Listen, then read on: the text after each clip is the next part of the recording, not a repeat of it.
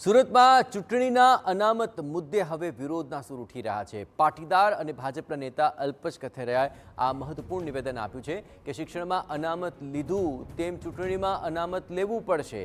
પંચાયત, જિલ્લા પંચાયત, તાલુકા પંચાયતમાં 27% અનામત લાગુ કરાય। આ નિયમનું પરિણામ ખૂબ જ ખરાબ મળશે।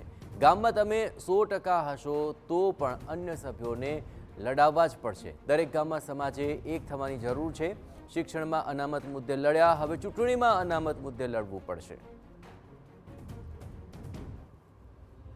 યાદ રાખજો, 3 મહિના પહેલા સમગ્ર ભારતમાં પંચાયત, જિલ્લા પંચાયત ને તાલુકા પંચાયતની ચૂંટણીઓમાં પણ 27% ઓબીસી નો નિયમ લાગુ પડ્યો છે।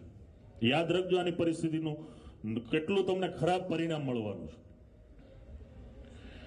તમે છો તોય તમારે 27%માં ભાગ આપવાનો છે। 100% તમારા ગામની તમારી હશે ને તોય તમારે વોર્ડમાં 5 મેમ્બર રહેતા હશે ને 5માં 3 ને લડાવવા પડશે।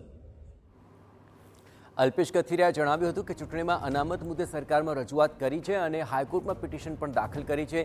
શિક્ષણ અને નોકરીમાં ઈડબ્લ્યુએસમાં જે સમાજનો સમાવેશ કર્યો છે તેમને ચૂંટણી પ્રક્રિયામાં પણ 10% અનામતની તેમણે માંગ કરી છે।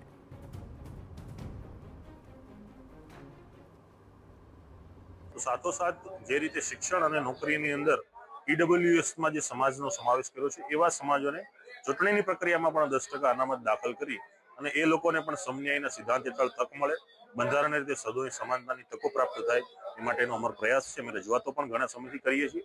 દિનેશભાઈ બાંભણિયાએ આ બાબતે નામદાર ગુજરાત હાઈકોર્ટ